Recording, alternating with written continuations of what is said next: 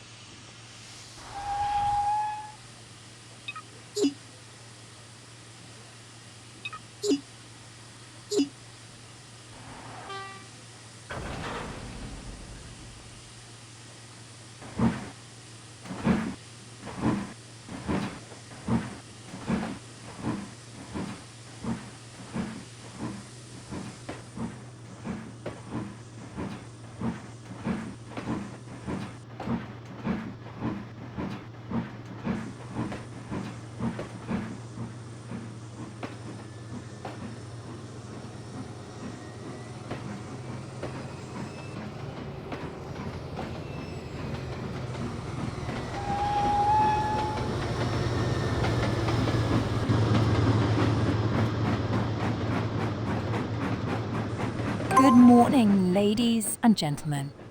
Welcome aboard our scenic tour train. My name is Lily Walker, and I'll be your guide today on this spectacular journey from Springfield to Edinburgh.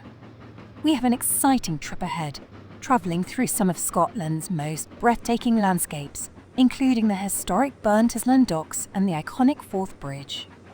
Sit back, relax, and enjoy the ride as we embark on this unforgettable adventure. I'd love to get to know a little more about the wonderful people we have on board today. After all, it's not just the places we visit that make these trips special, but also the people we share them with. Let's start with a quick show of hands. How many of you are visiting this area for the first time? That's great. And for those of you who've been here before, welcome back. It's always nice to see familiar faces. I'm curious, where is everyone from? If you're comfortable, just shout out your hometown or country. Scotland, London, Australia, Berlin, Germany, Italy, Paris, France. Wow, we've got folks from France, Germany, Italy, and even Australia on board today. That's amazing. It's wonderful to see people from all over coming together for this journey. Now, let's see. Who here loves taking photos? Any budding photographers among us? Excellent. You're going to have plenty of opportunities to capture some stunning shots today. It sounds like we have a fantastic group today. I encourage you all to chat with your fellow passengers, share your stories, and make some new friends along the way. You never know. The person sitting next to you might have a great travel tip or an interesting story of their own. Now back to the tour. Keep those cameras ready, and if you have any questions or want to know more about anything we pass by, don't hesitate to ask. I'm here to make your journey as enjoyable and informative as possible. Look at your windows and you'll see the lush fields of the Fife countryside. This region has been the agricultural heartland of Scotland for centuries, providing grain, livestock, and other produce that have sustained communities here for generations. You might even spot some local wildlife if you keep your eyes peeled. I'll give you some time to settle in, and I'll touch base with you all again shortly.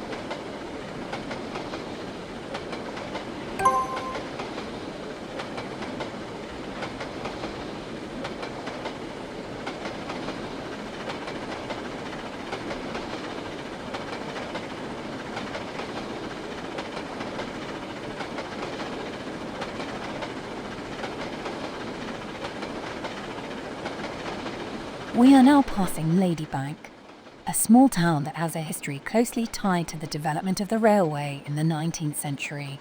Originally a rural village with a focus on agriculture, Ladybank transformed into a thriving railway town with the arrival of the Edinburgh and Northern Railway in 1847. The town became an important railway junction, facilitating the movement of goods and passengers across Scotland, and was known for its railway workshops that provided employment for many local residents. While the railway industry was central to Ladybank's growth, agriculture remained a significant part of the town's economy, benefiting from improved transport links. Although the railway's importance declined in the 20th century, Ladybank continues to be connected to Scotland's rail network and remains a vibrant community that reflects both its agricultural roots and industrial heritage.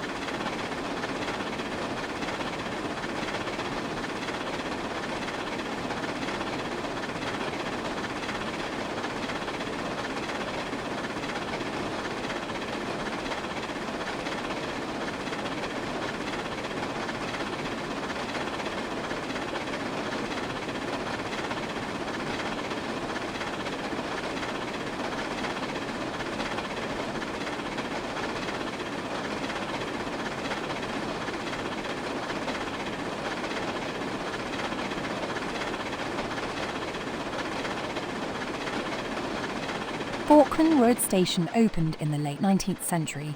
It primarily served the local population, facilitating travel and the transport of goods, particularly agricultural products from the surrounding farmlands. The station played a modest but important role in supporting the local economy and providing connectivity to larger towns and cities. However, like many rural stations, Falkland Road Station saw a decline in use as road transport became more popular and rail services were rationalised. The station was eventually closed to passenger traffic in the mid-20th century reflecting broader trends in the reduction of rural rail services across the UK.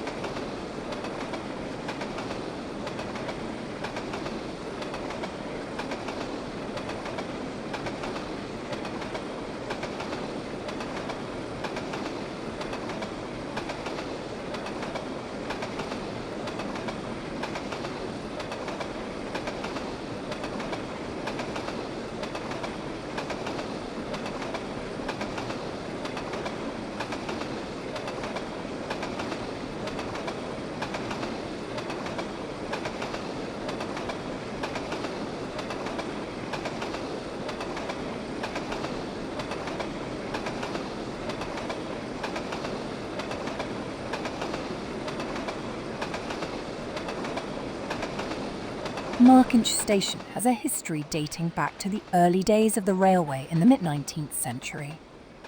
It was opened in 1847 as part of the Edinburgh and Northern Railway, which later became part of the North British Railway network.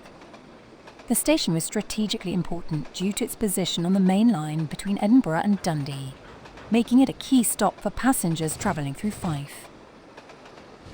Markinch Station also served as a junction for branch lines to Leven and Leslie, which were vital for the transportation of goods, particularly coal and agricultural produce, from the surrounding areas. Over the years, the station facilitated the growth of Markinch as an industrial town, especially with the nearby Tallis Russell paper mill, which relied on the railway for shipping goods. Despite the closure of some branch lines and a decline in freight traffic in the latter half of the 20th century, Markinch Station has remained in operation and continues to serve as an important transport link in Fife. It has been modernised over the years, ensuring that it remains a vital part of the region's railway network. Today, Markinch Station is a well-used stop on the East Coast Main Line, connecting Fife with major cities in Scotland and beyond.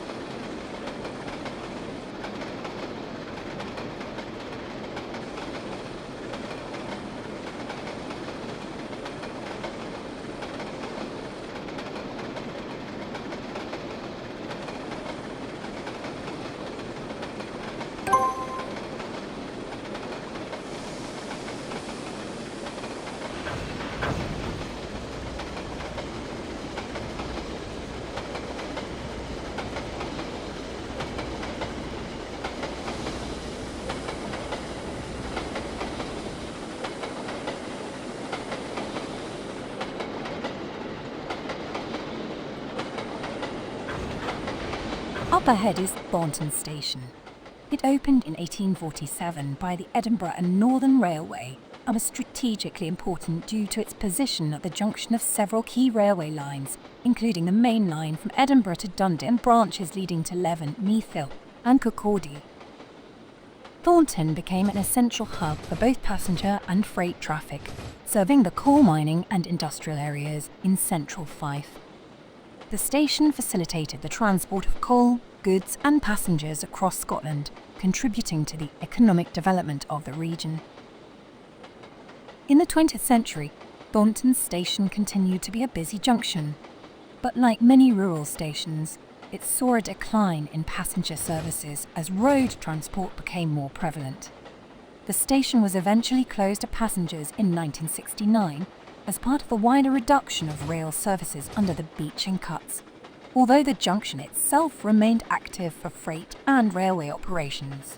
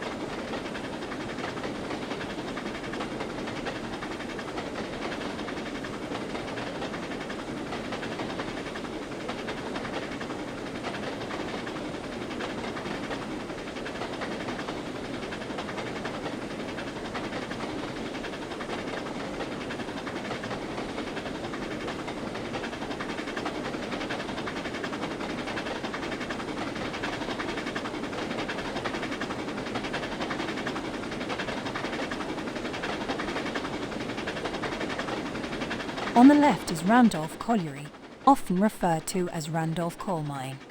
It's one of the many coal mines that played a significant role in the area's industrial history during the 19th and 20th centuries.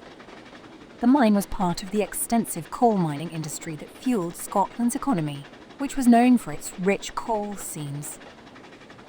Randolph Colliery was established in the late 19th century and became a significant employer in the region, with many local families dependent on the mine for their livelihoods. The coal extracted from Randolph was used for various purposes, including powering industries, heating homes, and supplying the growing railway network.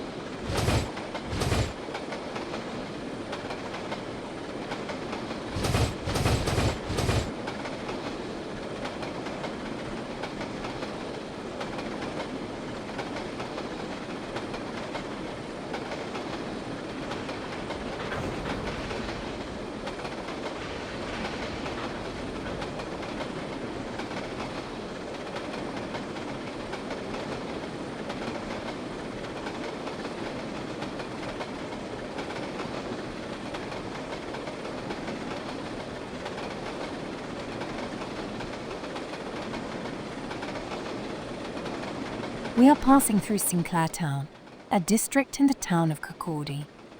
Its history is closely tied to the industrial development of Kirkcaldy, particularly during the 19th and early 20th centuries. The area was originally a separate village, named after the Sinclair family, who were prominent landowners in the region. As Kirkcaldy expanded due to its booming industries, especially coal mining and linoleum production, Sinclair Town was gradually incorporated into the larger town. The district became a hub for workers who were employed in the nearby factories and mines, and it developed into a bustling residential area with housing, shops and schools to support the growing population.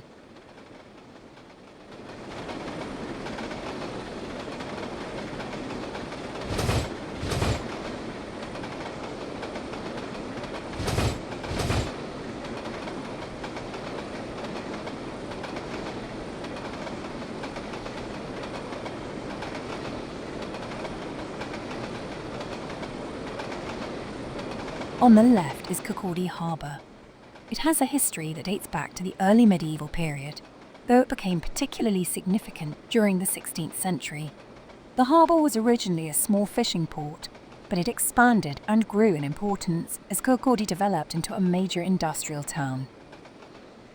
In the 18th and 19th centuries, Kirkcaldy Harbour became a key centre for trade and commerce, particularly for the export of coal and salt from the Fife coal fields.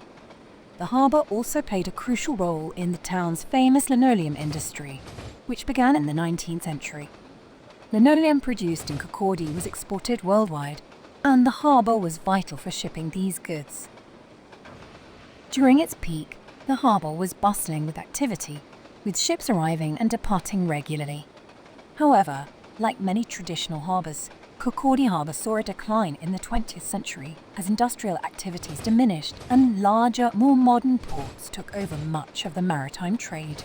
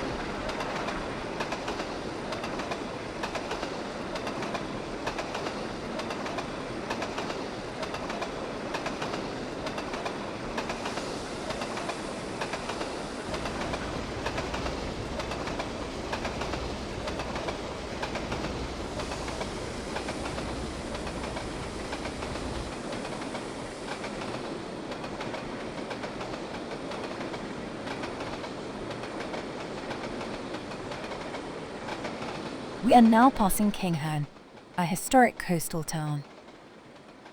In the 11th century, Kinghorn gained prominence due to its association with Scottish royalty.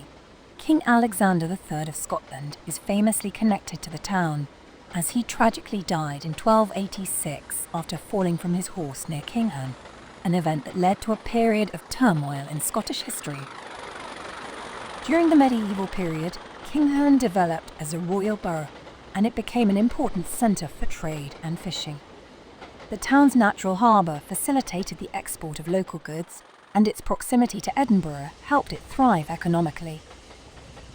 Kinghorn also has a history as a seaside resort, particularly in the 19th and early 20th centuries, when the advent of railways made it accessible to tourists from Edinburgh and beyond. The town's sandy beaches and scenic views attracted visitors, contributing to its local economy.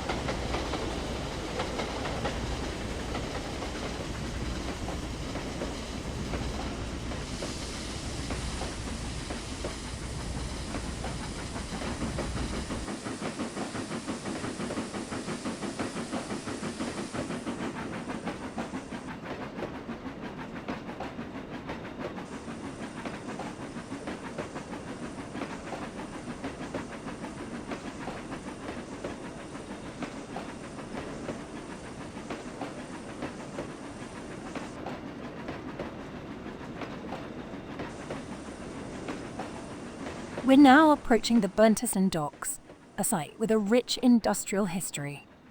These docks were once one of the busiest in Scotland, handling everything from coal and grain to timber and whiskey. As we pass by, you'll see some of the old warehouses and quaysides that tell the story of Scotland's maritime heritage. Keep your cameras ready. This is a perfect spot for some photos.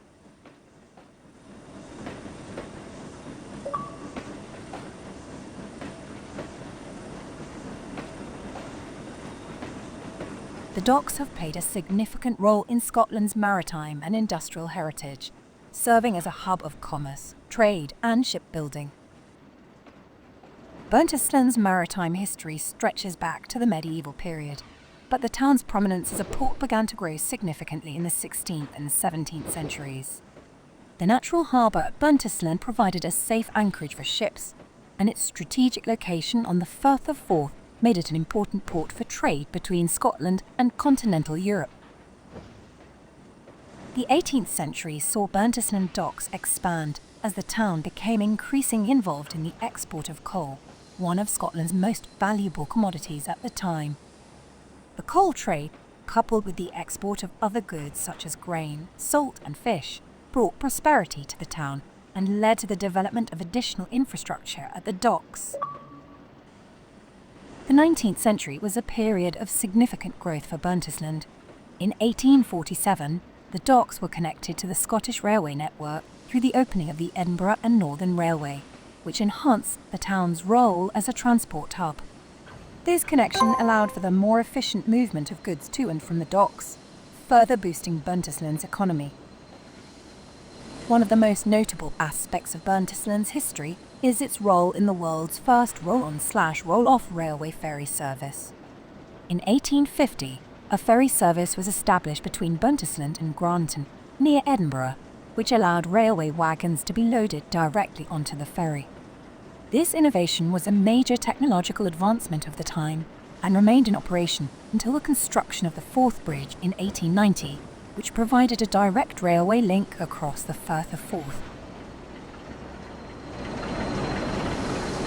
In the late 19th and early 20th centuries, Bruntisland also became known for its shipbuilding industry.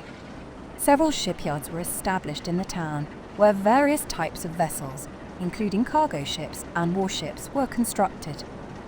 The shipbuilding industry provided employment for many local residents and contributed to the town's economic growth. During World War II, Bruntisland Docks played a crucial role in the war effort. The docks were used for the construction and repair of naval vessels, and the town was a key supply point for the Allied forces. After the war, however, the docks and the town's shipbuilding industry began to decline, as global economic changes and the shift to containerization and shipping reduced the need for traditional dock facilities. In the latter half of the 20th century, Bruntisland Docks saw a decline in commercial activity, but the town has worked to preserve its rich maritime heritage. The docks are still in use today, though on a smaller scale, primarily handling bulk cargo such as grain and timber. The docks, while no longer as busy as they once were, continue to be a vital part of Bruntisland's identity and serve as a reminder of the town's significant contributions to Scotland's industrial and maritime history. We will be stopping up ahead. Please feel free to disembark and join us on a brief tour of one of the warehouses.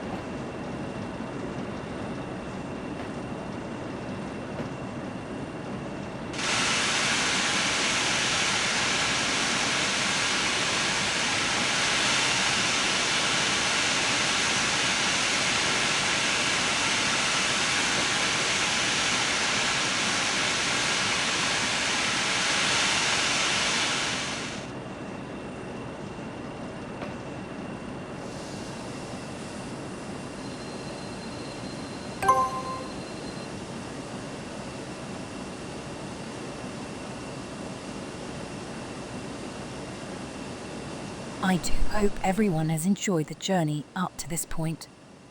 It's time to leave the docks now.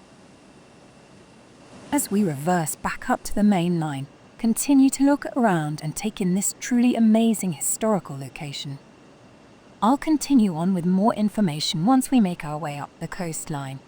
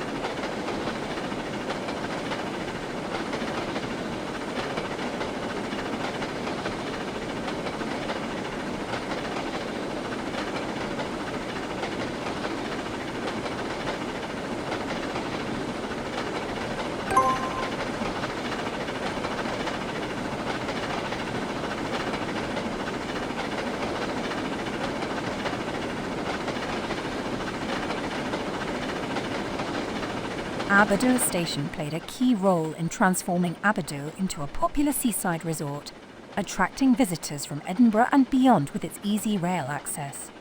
Known for its charming Victorian architecture and beautifully maintained gardens, the station quickly became a beloved landmark.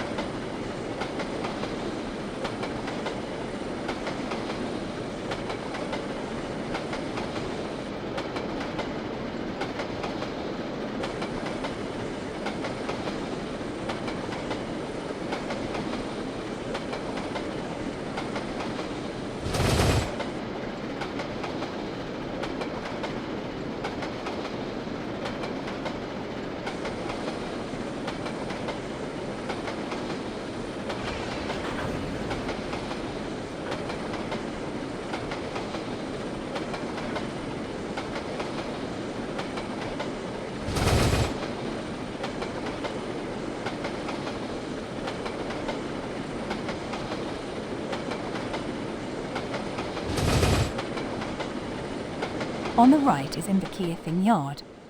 The yard played a crucial role in handling and distributing coal, timber and other goods, leveraging its strategic location near the Firth of Forth and its proximity to key railway lines and the Rosyth dockyard. Furthermore, Inverkeithing Yard was instrumental in supporting the local industries and the nearby shipbuilding and naval operations, especially during both World Wars. It facilitated the movement of materials crucial to the war effort and the broader economy. Inverkeithing Station was a key junction connecting various lines, including routes to Edinburgh, Dundee and Perth, and later serving as a vital link for the Forth Bridge after its completion in 1890. The station facilitated both passenger and freight transport, playing a significant role in the region's industrial development, particularly during the heyday of the coal and shipbuilding industries.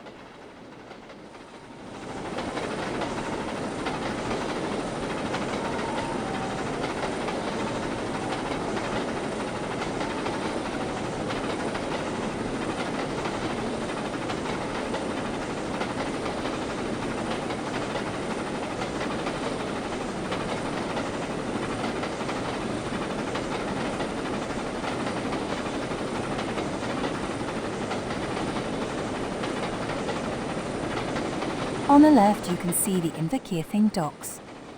The docks also played a role in supporting local industries, including shipbuilding and naval operations, particularly during the early 20th century and the World Wars. The materials salvaged from the ships were used in various industries, contributing to the local economy.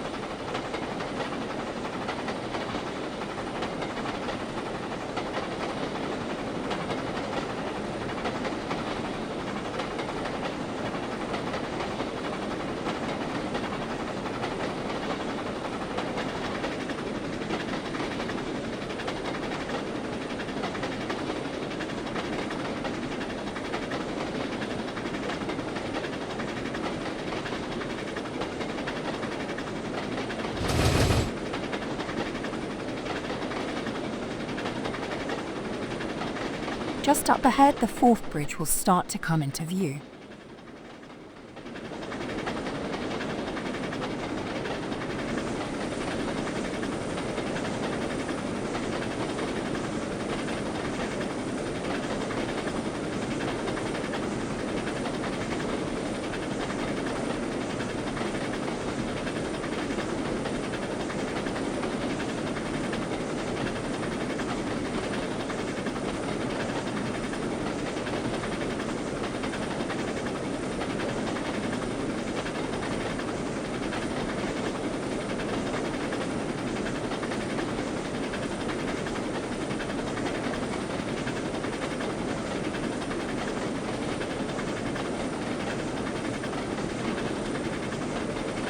The Forth Bridge is one of the most iconic and significant railway bridges in the world.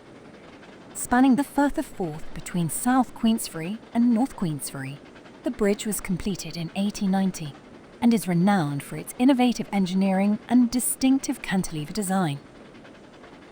The bridge was built to connect Edinburgh with Fife and the north of Scotland, significantly improving transportation and trade. Designed by Sir John Fowler and Sir Benjamin Baker, the Forth Bridge was a groundbreaking achievement in civil engineering, particularly for its use of steel and its ability to withstand the harsh conditions of the Firth of Forth. It stretches 1.5 miles, 2.5 kilometres, and was the longest cantilever bridge in the world at the time of its completion. The construction of the bridge took over 7 years and involved more than 4,500 workers.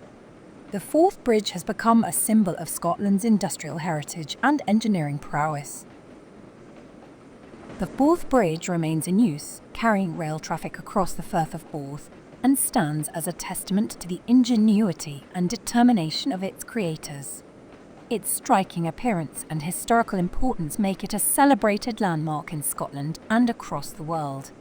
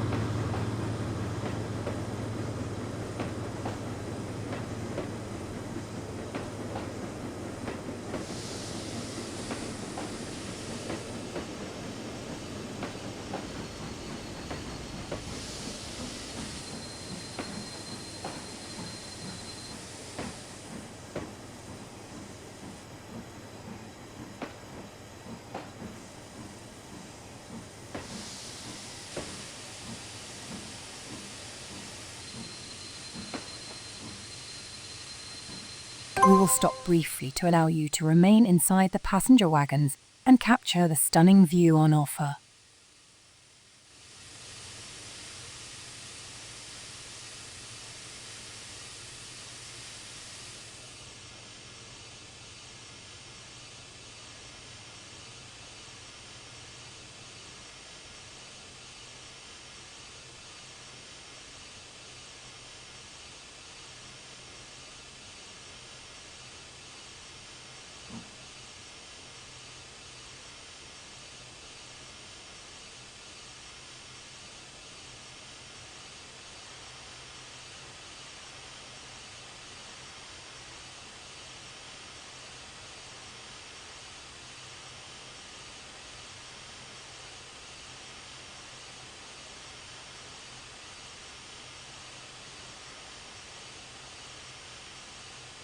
I do hope you managed to capture the moment and take in the amazing view the Forth Bridge has to offer.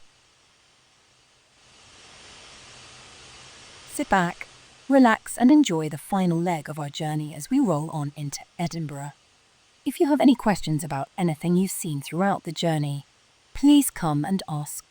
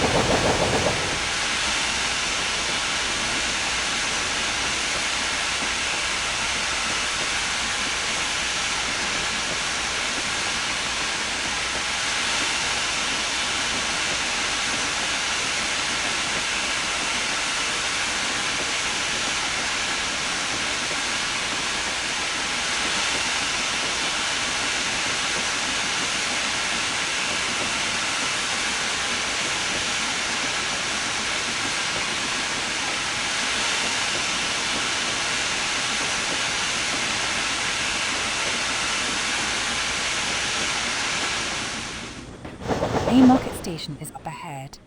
It opened in 1842 by the Edinburgh and Glasgow Railway. It was initially the terminus of the line from Glasgow, before the route was extended to Edinburgh's Waverley Station. Haymarket quickly became a key hub in Scotland's rail network, serving both local and long-distance trains. Its strategic location in the west of Edinburgh made it a vital connection point for passengers travelling between Glasgow, the west of Scotland, and Edinburgh, as well as other destinations across the country.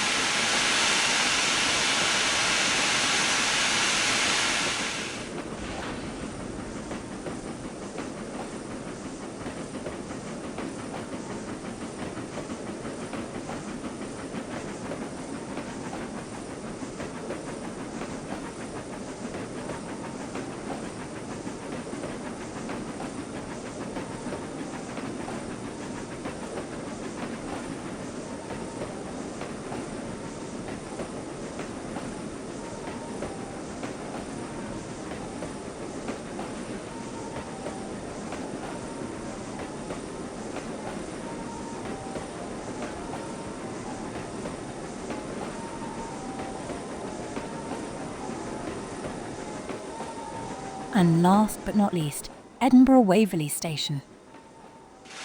Commonly known simply as Waverley, is the main railway station in Edinburgh, Scotland, and one of the most important and historic stations in the UK. Opened in 1846, it was originally a conglomeration of 3 separate stations operated by different railway companies. These were eventually merged and redeveloped into a single station named Waverley after Sir Walter Scott's famous novel.